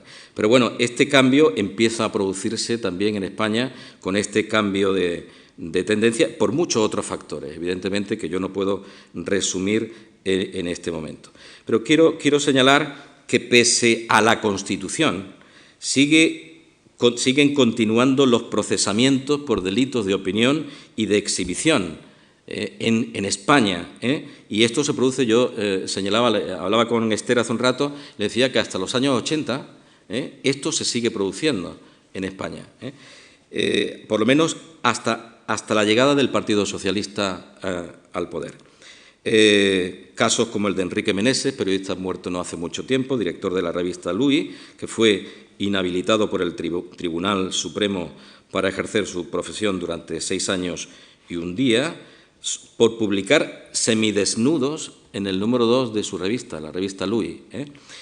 6 años y un día. Hay declaraciones en la red y en YouTube, incluso podéis encontrar declaraciones de Enrique Meneses, vivo, obviamente, de hace años, sobre su caso, ¿no? En los primeros meses de 1980 van a ser 60 los periodistas, escritores e intelectuales los procesados por delitos contra la libertad de expresión, entre ellos los directores de Diario 16 y del País. El caso de Miguel Ángel Aguilar, por ejemplo, o el caso de Juan Luis Cebrián, porque curiosamente Juan Luis Cebrián era condenado en España a 3 meses de cárcel y 50.000 pesetas de multa por un delito de desacato, cuando al mismo tiempo era nombrado director del año por la revista neoyorquina World Press Review. Es decir, en Estados Unidos se le premiaba, aquí se le condenaba, y estamos en el año 80, pero por un delito del año 78. En fin, hay otros muchos casos de periodistas en la misma situación. Quiero decir que esta situación se mantiene durante estos primeros años 80. En el 82 se produce el inicio de la reprivatización definitiva de la cadena de periódicos del Estado, entre los cuales solamente de los 27 periódicos que estaban, solamente 5 no tenían pérdida. Y decía que uno de ellos era el Diario Sur de Málaga, que pasó a ser cooperativa, además, el periódico, antes de pasar al grupo, a prensa malagueña primero y luego a Vocento después. En definitiva, asistimos, por tanto, a una transición periodística que la llamo periodística porque es de los medios, pero que en definitiva es parte de la transición política que se está produciendo en España en este momento, que afecta a los medios de expresión y de opinión, y afecta de una manera directa porque la vinculación entre el poder político y la prensa y los medios de comunicación es una relación histórica, ¿no? Justamente al final de ese periodo, en los inicios del gobierno socialista, desaparecen revistas como Triunfo, se produce de nuevo también la expansión de televisión, el auge de la radio, que hay que mencionarlo aquí porque es fundamental entender que a partir de ese momento, a la hora de hablar de transformación política o social, ya no hemos de hablar solamente del caso de la prensa, sino que hemos de hablar fundamentalmente de la instrumentalización de la televisión, que es un fenómeno que llega a nuestros días, del auge, como he mencionado, de la radio, que además hoy día también, he de decir, adquiere un papel relevante, porque justamente la radio es uno de esos medios que se han aprovechado en el mejor sentido de la transformación tecnológica, porque la radio en digital, digamos, ha experimentado un crecimiento y un desarrollo importantísimo. Si viéramos los estudios del EGM, también nos daríamos cuenta cómo las audiencias de radio, después de un periodo de descenso paulatino, es decir, con la irrupción de estas tecnologías a partir de los años 80 y sobre todo 90, empieza a repuntar, ¿no? Y en este momento disfruta de una excelente salud comunicativa, ¿no? Por lo tanto, habría que hablar también de ese patrimonio mediático que yo decía al principio, no solamente patrimonio hemerográfico, patrimonio sonoro incluso, en definitiva, de unos medios que han vivido la transición y que han sido protagonistas también de ella. Bueno, esto era lo que yo quería relatar brevemente, un poco contar que, bueno, no se puede tener una visión monolítica de ninguna manera del periodismo, sino todo lo contrario. La visión es muy enriquecedora, además son muchos los medios, los que aparecen, los que desaparecen y que además han jugado un papel muy decisivo. Hay que decir una cosa, quienes hacen la transformación periodística es la misma generación que hace la transformación política. Es decir, es la misma generación quienes hacen el cambio político y quienes están detrás de los partidos y quienes están en los medios de comunicación, hasta el punto de que hay muchas connivencias entre unos y otros, al menos durante aquellos años. Muchas gracias.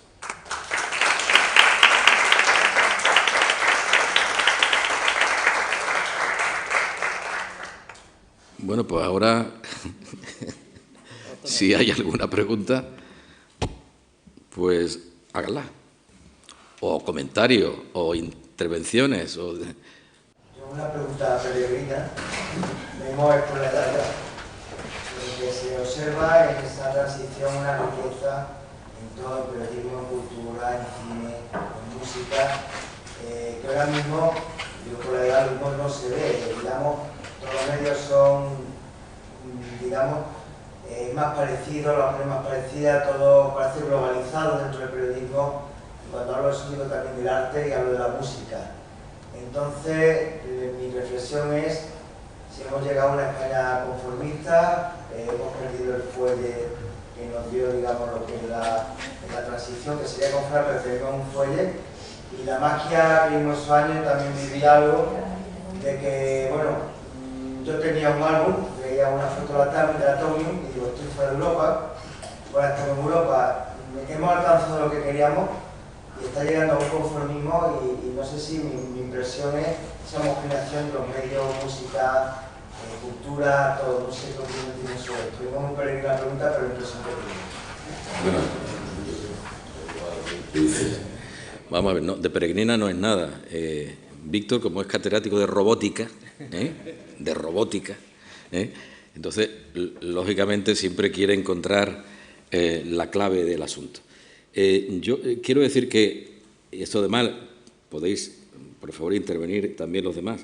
Yo creo que en aquellos años son años de ilusión, quiero decir. Son años en los que vamos hacia la luz, hacia la salida, es decir, hay siempre una esperanza más allá. Y lo digo socialmente, no porque yo la tuviera o la tuviera mis compañeros, que en efecto lo tenían también mis compañeros de generación, pero que éramos jóvenes universitarios en ese momento, en esta Universidad de Málaga, ¿no?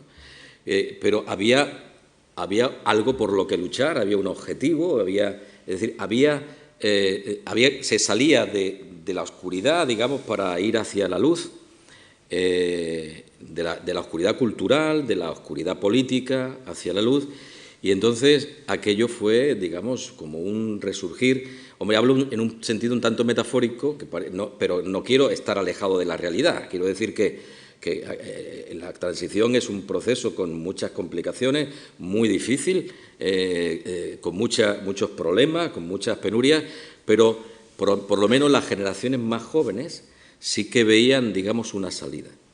Y aquellos que fueron protagonistas de estas iniciativas culturales, iniciativas periodísticas de las que estamos hablando, porque estamos hablando de periodistas que acceden a la redacción de estos periódicos, porque no son la vieja guardia de los periodistas que habían estudiado, todavía muchos sí, en las escuelas de la Iglesia, en las escuelas oficiales de periodismo, porque de esto no hemos hablado, sino que son periodistas más jóvenes, muchos de ellos que están siendo egresados ya en las facultades de Ciencias de la Información. Es que este es un tema también importante y a señalar, porque las facultades de Ciencias de la Información nacen en el año 72, 1972. Luego en el 76-77 están lanzando sus primeras promociones, incluso antes en Pamplona y en otros sitios ya existían este tipo de escuelas, pero de facultades. Estas generaciones jóvenes van con un proyecto y con una ilusión. Entonces, cada paso que se daba era una consecución, era un logro, era un incentivo desde mi punto de vista. En la actualidad ocurre todo lo contrario. Estamos yendo de una situación de una cierta estabilidad. No pongo en cuestión la democracia actual, por si alguien me lo pregunta. No, de ninguna manera. Creo que... pero el horizonte que tenemos es distinto, por la crisis, por otra serie de factores externos. Evidentemente, el sistema que en aquel momento nace era un sistema que había que construir. En este caso es un sistema que hay que defender. Es totalmente distinta la perspectiva, ¿no? Entonces, eso por un lado. Y luego, por otro, yo creo que el periodismo de la época era un periodismo comprometido con la situación política, comprometido a todos los niveles, comprometido y que compartía con los grupos de la oposición política pues una serie de intereses comunes.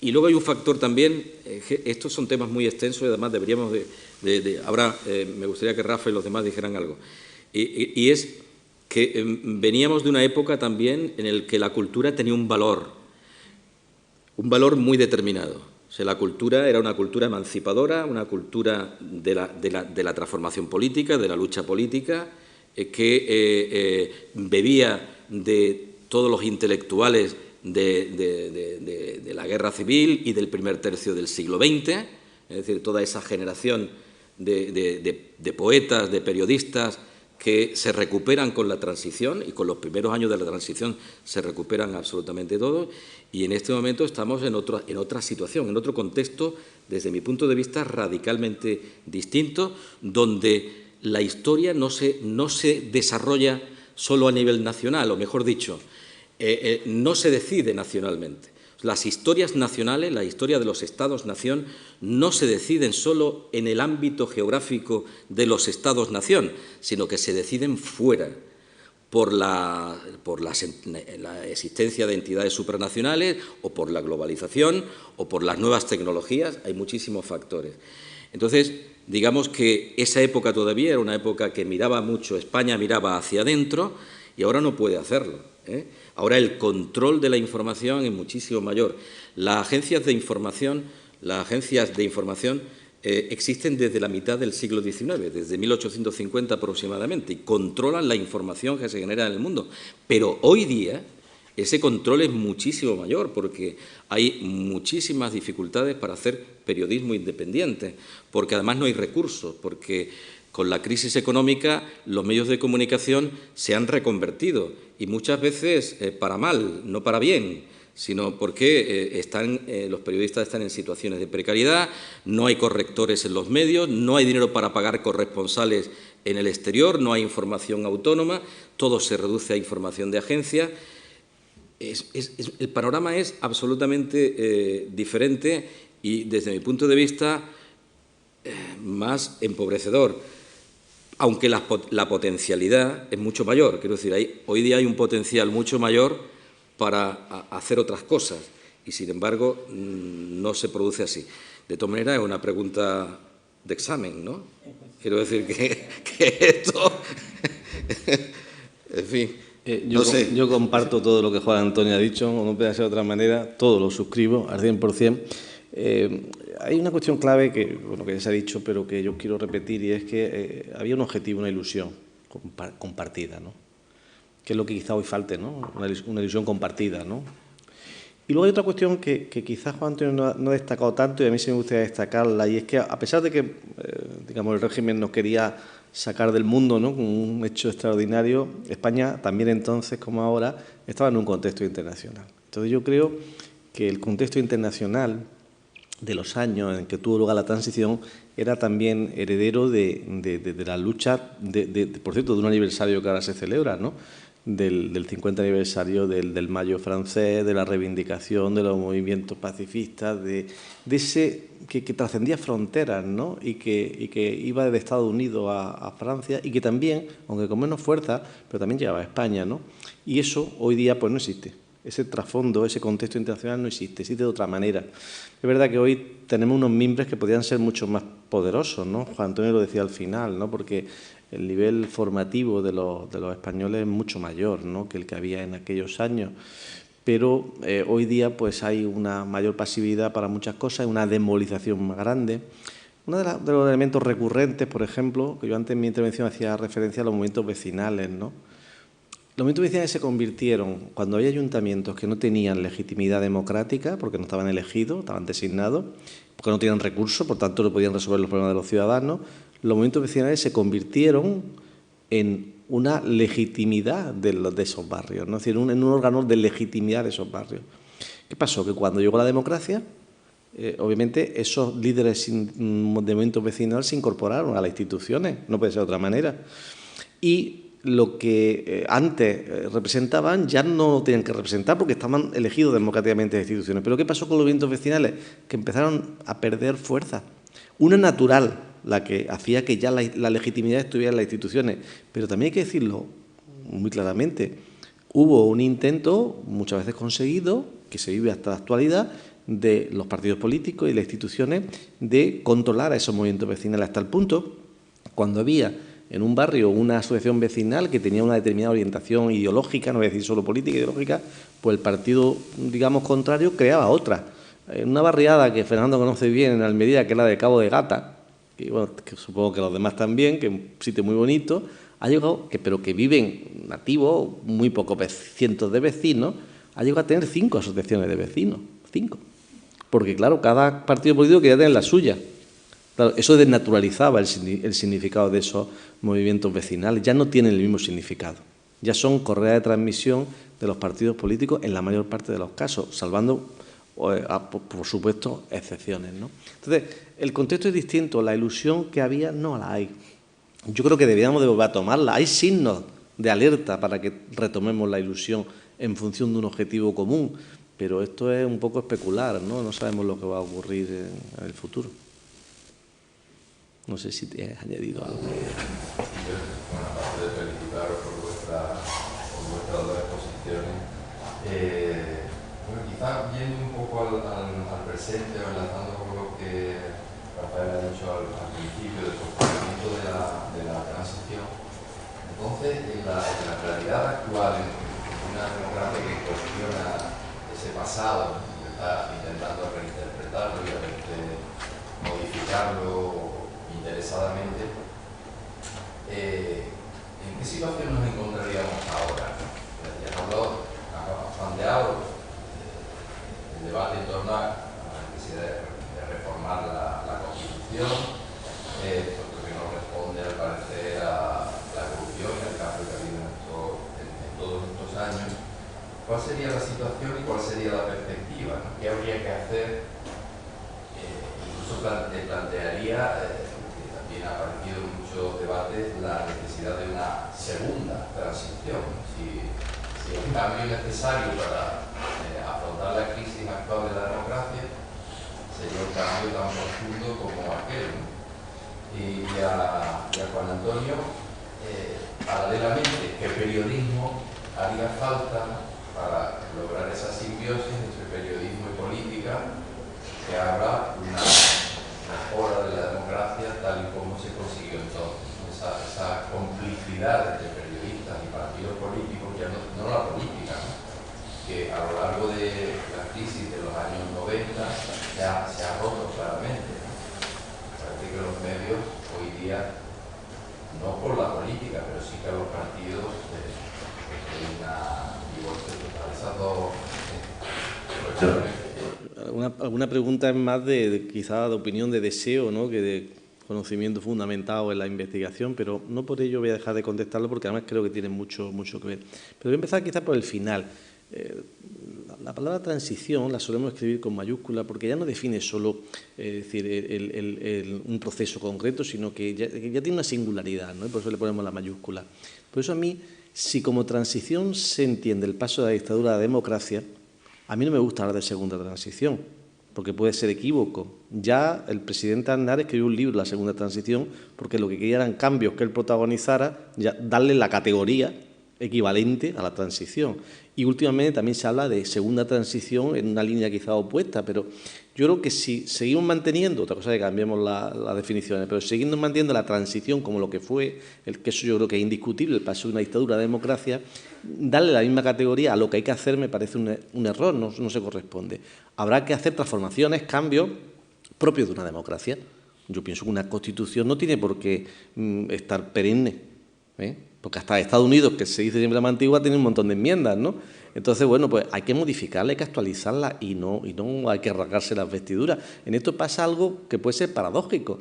Quienes más dudas tuvieron con la Constitución, hoy parece que se han convertido en sus máximos defensores. Es una paradoja histórica, ¿no? Y los que más defendían un modelo constitucional y democrático parece que tienen reticencia a defenderlo, ¿no? Que es un poco el colmo, ¿no? de la situación, ¿no? Entonces yo creo que hay que hacer cambios, porque la sociedad ha evolucionado, porque es verdad que la mayoría de la población no votamos, porque yo tampoco por edad la voté, la Constitución del 78, y porque es necesario. Lo que pasa es que es necesario hacerlo con, digamos, primero, como yo decía antes, con un consenso suficiente. No voy a decir 100%, eso es imposible, pero no tiene sentido de que lo haga la mitad más uno. Aparte que las propias normas no impiden, porque exigen unas mayorías cualificadas que impedirían y unos procesos que hacen muy difícil el cambio. Es verdad que hay resistencia a los cambios. Hasta ahora hemos visto resistencia por los sectores más conservadores, ¿no? Que las quieren mantener como está. Pero incluso yo creo que pronto vamos a ver resistencia por los sectores más progresistas por una razón. Porque puede ser que si ahora se hiciera una nueva Constitución o se transformara en profundidad la que tenemos, el perfil de esa Constitución a lo mejor sería, aunque pueda parecer paradójico, menos progresista del que había, de la que había. Y esto puede parecer una contradicción porque se supone que si han avanzado los tiempos, la sociedad ha avanzado y se hace más moderna y, por tanto, no, es que es posible que el perfil ideológico medio hoy no sea así. En fin, un análisis que dejo ahí, ¿no? Pero que eso es posible. Y entonces, a lo mejor, lo que, por ejemplo, costó, que fue el título octavo, porque costó mucho, Fraga se levantó a la mesa en más de una ocasión, pero se aprobó, y Fraga lo defendió, aunque lo cuestionaba. Hoy día, a saber si, sometido a votación en el ámbito estatal, el título octavo saldría. A lo mejor sí, pero no está tan claro. Me refiero que hay cuestiones donde, lejos de ser paso adelante, podríamos ver que son pasos hacia atrás, ¿no? en esa reforma. Pero me habías comentado también el qué hacer, ¿no? El qué hacer, ¿no? El qué hacer. Hombre, yo ahí casi, Fernando, más diría lo que me gustaría que se hiciera, ¿no? Porque como tú, como los que estamos aquí, podemos tener una opinión. Es verdad que intentamos que sea una opinión fundamentada, ¿no? En lo que conocemos. Y en ese sentido, yo pienso que, como he querido decir en mi intervención, yo creo que hay que, digamos, extender el protagonismo de la democratización, porque cuando uno es curioso, cuando uno habla con un dirigente del Partido Comunista de España de aquellos años, ve que con su perspectiva y con su demanda y con su reconocimiento de renuncia y con sus posibles críticas, pero se considera protagonista del proceso y lo defiende, en general. En cambio, uno ve a un correligionario de una formación política similar y yo lo he visto discutir entre ellos en actos públicos. Apoyan la misma candidatura luego, pero respecto al pasado tienen visiones distintas, ¿no? Entonces, yo creo que eso es lo primero que habría que hacer, es decir, saber que la democracia es de una mayoría de demócratas, primero. Segundo, distinguir algo que es que tenían que ser de primero de colegio, que no es lo mismo dictadura que democracia, que es lo contrario, que son antónimos, que no se puede justificar una dictadura desde ninguna perspectiva, siendo demócrata, ¿no? Tercero, que hay que dejar muy claro, y yo creo que eso sería algo muy compartido por la mayor parte de las fuerzas políticas, cuáles son las bases fundamentales de una democracia, y que eso sean las rayas que no hay que cuestionar. ¿Cuál sería el modelo más consensuado de organización del Estado? Que yo creo que sale de la Constitución del 78 con algunos matices. Algunos le pueden llamar Estado federal y a otros no les gusta Estado federal, pero yo creo que al final se puede estar diciendo lo mismo. Lo que me preocupa, y con eso termino, es que la actitud de las fuerzas políticas en el presente es una actitud de muy corto plazo. Cada vez más corto plazo, ya no voy a decir ni siquiera una legislatura, es más corto aún. Eso le impide tener una visión de más alto alcance, y cuando se tiene una visión tan cortoplacista, lo único que están interesados es obtener el mejor resultado en el menos tiempo posible, y si para ello tienen que hacer una actuación con tal de quitar unos cuantos votos, pues se hace. Aunque eso, incluso ellos puedan pensar que es un error, visto con perspectiva. Y hablo de temas muy serios que están sobre la mesa. ¿Cuáles son los temas serios que a mi juicio están sobre la mesa ahora? Algunos vinculados al pasado y otros más del presente, más coyunturales. Bueno, hay un problema muy serio con Europa. Pero eso no nos afecta solo a los españoles, eso afecta a Europa. Europa era una de las referentes que movió en la transición de ese espíritu, esa ilusión, incorporarnos a Europa, ser europeos. ¿Por qué? Porque en Europa se veía la prosperidad, el desarrollo, la democracia consolidada. Es verdad que era una Europa más funcionalista que federalista en el debate que tantas orientaciones tenían después de la Segunda Guerra Mundial, pero una Europa que avanzaba. Esa Europa está ahora mismo, de verdad, lo digo como lo pienso, está en claro peligro de muerte. Porque, y yo creo que hay varios factores, sería meter en otro terreno, pero yo creo que es apropiado mencionarlo porque España puso mucha fe en Europa y además se benefició mucho de su entrada en Europa. Pero ¿qué ha ocurrido? Primero, que Europa no ha culminado su proceso de unificación política. Se ha quedado solo en la parte económica. No ha sido la Europa de la federación que se pretendía después de Maastricht, no ha sido. Ha habido reacciones de cada Estado por algo que no quieren hacer, que es perder soberanía, que es lo que exigía Europa. Y no lo exigía por gusto, es que Europa no va a ser nada en el mundo para enfrentarse a los retos de un Estados Unidos, de una China, incluso de países del sudeste asiático, ni siquiera Alemania, que es la cabeza locomotora, va a ser nada si no estamos en una Europa unida. Entonces, se ha visto afectada por la crisis y no ha sabido responder a la crisis. No ha sabido responder a la crisis y eso ha desencantado a muchos ciudadanos europeos. Para mí, la ampliación al este se hizo mal. Se hizo mal porque se hizo más por un criterio exclusivamente político, de colaborar en sus procesos políticos de salida del comunismo, que por los requisitos que se habían exigido a otros países como España para entrar a Europa. Y esa situación desnivelada ha arrastrado a la situación europea. Y además hay crecimiento de posiciones políticas antieuropeístas en todos los países, en todo. Entonces, Europa está tocada de muerte. Ese es un primer reto. Otro reto es el de la inmigración, que lo tenemos. Aquí lo tenemos en el sur permanentemente. Eso está generando una opinión pública sobre bases falsas muchas veces, que uno lo oye, y uno está en una tierra donde eso se ha notado recientemente, uno lo oye con mensajes falsos, pero que calan. Y una mentira repetida muchas veces se hace verdad. Es que tienen más beneficio que los autóctonos. Entonces se crea el miedo, el temor al que viene de fuera, ¿no? La xenofobia está ahí, ¿no? Pero también es verdad que yo creo, a mi juicio por lo menos, que desde las autoridades no se lanzan mensajes ni políticas claras. Y eso abona estas realidades de partidos que se apoyan en eso para obtener votos. Entonces, para mí la inmigración es otro problema grave. Y otro problema gravísimo, también español, es el problema de Cataluña. El problema de la estructura del Estado y el problema... Y dentro de eso, las posiciones políticas de los grupos de izquierda sobre el tema catalán, que para empezar, desde mi punto de vista al menos, desnaturalizan lo que es el discurso de izquierda. La izquierda ha sido internacionalista siempre, por definición. Y hay quien no entiende esa...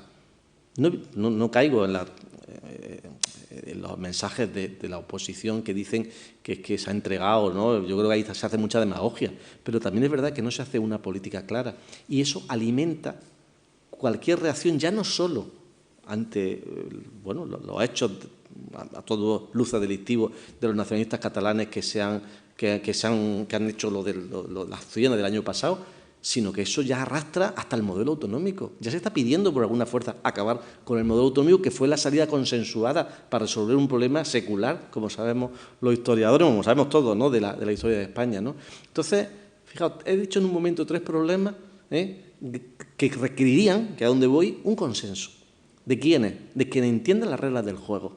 Y las reglas del juego pasan por una democracia de corte occidental, donde habrá fuerzas conservadoras, liberales y socialdemócratas que cada una de su perspectiva defiendan soluciones concretas a los problemas que tenga el país, pero dentro de un marco común. Y esa regla del juego es la que tienen que aceptar todos. Pero yo dudo mucho que si aquí estuvieran representantes de las 4 o 5 formaciones políticas, pues me quisieran hacer caso, sino que seguirían obteniendo ese bocadito que piensan que le pueden pegar en el corto plazo para obtener más votos. Eso es lo que yo pienso. La verdad es que necesitaríamos más tiempo, ¿no?, para hablar de estos temas. Y sobre todo también porque la segunda parte de la pregunta de Fernando es una pregunta detrás de la cual, detrás de cuya respuesta está toda una profesión. Es decir, ¿qué hacer con el periodismo hoy? no es una pregunta baladí, es todo lo contrario, una pregunta muy profunda, porque, digamos, estamos ante una crisis profunda del periodismo. Uno de los retos que tenemos los profesores de periodismo, profesores universitarios de periodismo, es, digamos, garantizar la supervivencia del periodismo a través de una enseñanza responsable del periodismo en las universidades, ¿no? Que no se vea contaminada por lo que ocurre en el mundo periodístico propiamente dicho.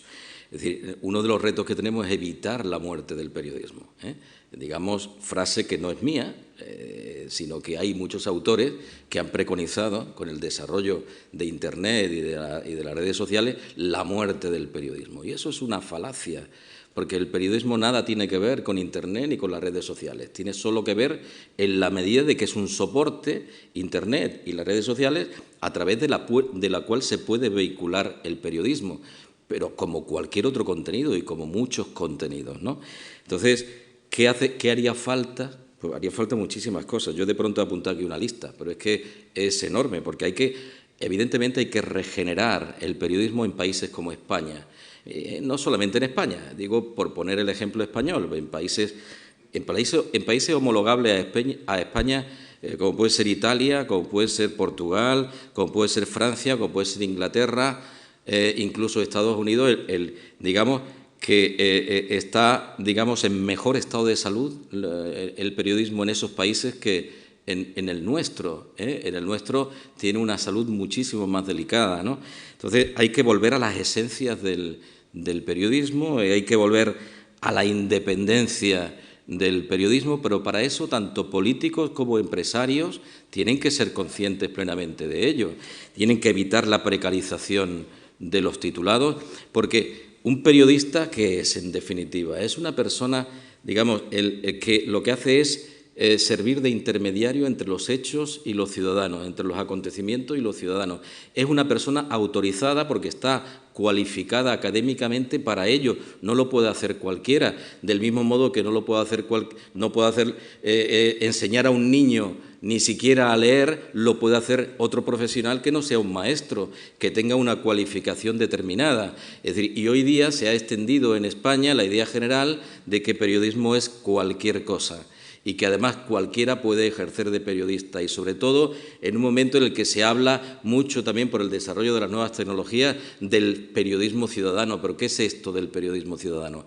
No existe el periodismo ciudadano. Es decir, un ciudadano puede coger y yo mismo hacer una foto ahora mismo aquí y enviarla a un medio. Evidentemente estoy ayudando a un medio a que tenga una información que no la tiene por otra fórmula, pero no existe como tal. Existen otras fórmulas alternativas, que es el periodismo hecho en comunidades, pero eso es otra película. Quiero decir que mientras que los políticos, la clase política española, no se dé cuenta de la importancia que tiene el periodismo, pero como como medio institucionalizado. El eslogan de los periodistas es «sin periodismo no hay democracia». Es así, es que no hay democracia sin periodismo, sin un periodismo libre, independiente y comprometido.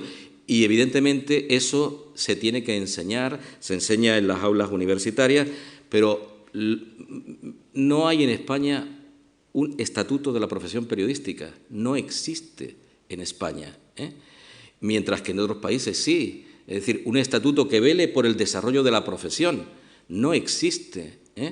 Es algo increíble. Claro, evidentemente a la gente esto no le interesa, porque esto es un tema muy específico de unos profesionales determinados. Las empresas han hecho su agosto con la crisis porque siguen teniendo unos niveles de beneficio muy elevados a costa de la precarización, como yo señalaba antes, de los propios profesionales y a costa de cambios en la propia agenda informativa. Y los políticos han sucumbido a los medios también, a este tipo de medios, a medios que lo que fomentan es la espectacularización de la información por encima de otros valores. Entonces, se están produciendo muchos fenómenos al mismo tiempo que habría que explicar uno a uno con detalle, obviamente, para hacer un diagnóstico más claro de la situación. Pero todo eso se está dando en este momento. Hoy un político cualquiera, por salir 30 segundos en un informativo o por hacer salir una foto mucho más que antes, digamos que lo hacen absolutamente todo. ¿Y esto qué significa? ¿Que controlan ellos el medio? No, es al revés. La clase política ha sido absorbida absolutamente por un sistema informativo que tiene otros objetivos que no son necesariamente los de siempre, que es el de informar con veracidad a la ciudadanía. Y hacen falta ciudadanos más críticos también, mejor formados. Es decir, es un cúmulo de factores los que habría que abordar de manera ordenada para poder clarificar ese panorama. Pero sobre todo es que la clase política, la clase dirigente y los empresarios de la comunicación sean conscientes de que lo que tienen en su mano, la materia prima que utilizan los medios para su supervivencia, que es la información, es un bien social, es un bien ciudadano y eso hay que protegerlo. Y, evidentemente, pues no ocurre desde mi punto de vista. Pero es un tema tremendamente complejo, ¿no? Así que, ¿qué habría que hacer? Pues no sé, seguimos, hacemos un seminario sobre el tema. En relación con eso, a mí sí me gustaría añadir algo que también, bueno, conocemos, ¿no? Hoy, buena parte de los medios de comunicación, no voy a decir todo, pero buena parte de los medios dependen de las subvenciones o de la publicidad institucional.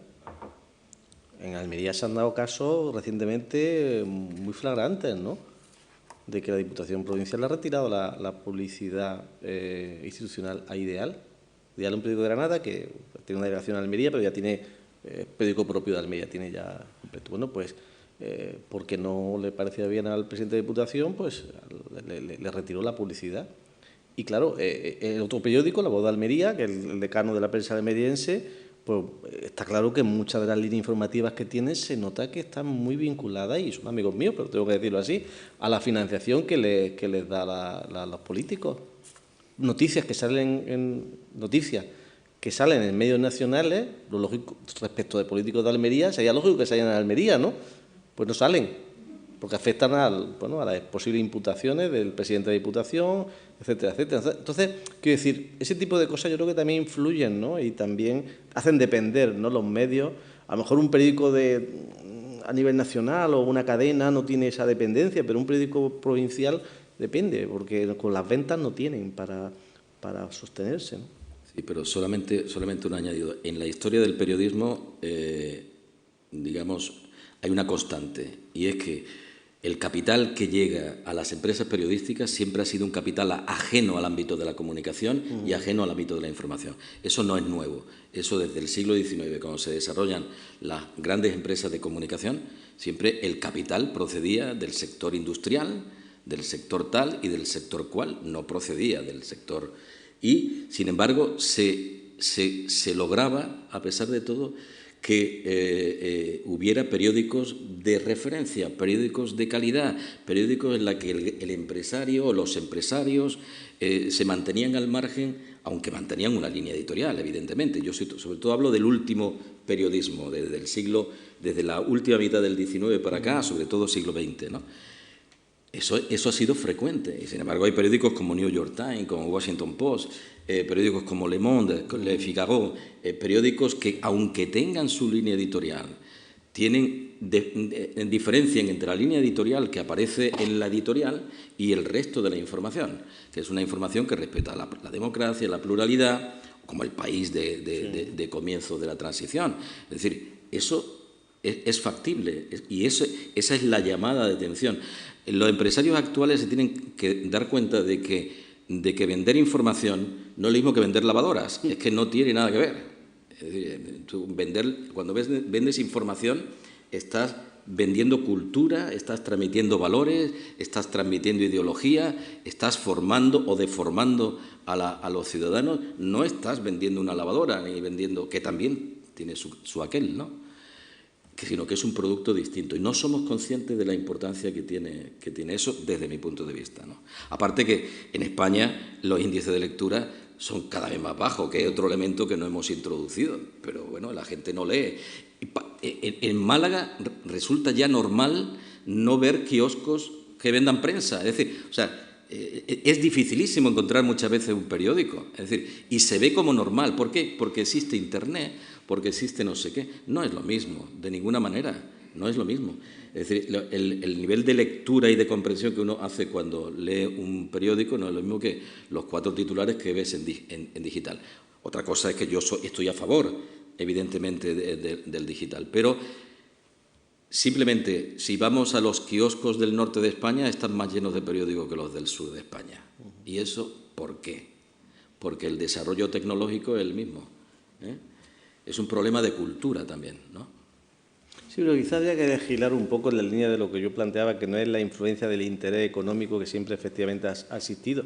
También ha existido siempre el político, pero antes los periódicos tenían un subtítulo y le identificaba con la orientación política que tenía. La Independencia, Diario Católico de la Mañana, ¿no? Lucha, Diario Vespertino Republicano, ¿no? Entonces ya se identificaban en cada época. Ahora son todos independientes, pero sabemos que no lo son. Entonces yo creo que lo cuestionable es no solo inevitable, sino que es natural que haya esa influencia de sectores empresariales, incluso sectores políticos, pero yo hablo de la directa influencia institucional a través de contratos de publicidad, que es una cosa escandalosa. Yo creo que nos permiten la expresión pornográfica, es decir, cómo controlan a un medio, los quieren controlar, y algunos lo controlan, no digo a todos, a través de esa publicidad institucional, hasta el punto de que la información que se transmite en el medio esté condicionada porque se publique una noticia y no se publique otra. Es verdad que eso en un país es difícil que pase. Tiene su línea editorial, como El Mundo tiene su línea editorial o como La Razón tiene su línea editorial, ¿vale? Pero en provincia yo creo que ahí hay una necesidad de supervivencia directa de esa publicidad y, por tanto, una injerencia muy clara. Yo creo que eso hasta legalmente podría estar muy regulado, es decir, que no directamente, sino que la publicidad institucional hubiera la obligación de repartirla, independientemente de la línea editorial de los periódicos. No sé, algo que impida que una Junta de Andalucía o una Diputación, no, me da igual el color político que tengan, pues directamente puede incidir en la información. Y eso sí es regulable, yo creo, ¿eh? Hay muchos aspectos que deberían ser regulables en el ámbito de la comunicación, por lo tanto, pero es uno más.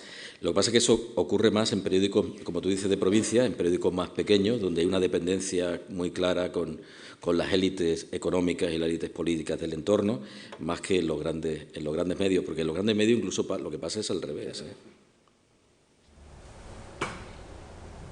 Si nos dejáis, no podemos. Vosotros tenéis más que opinar, ¿no? Bueno, pues si no hay nada más, porque ya nos van a echar. Es verdad que nos van a echar, ¿eh? Nos van a echar. Bueno, muchísimas gracias a todos, de verdad, por vuestra asistencia. Ha sido un placer, ¿eh?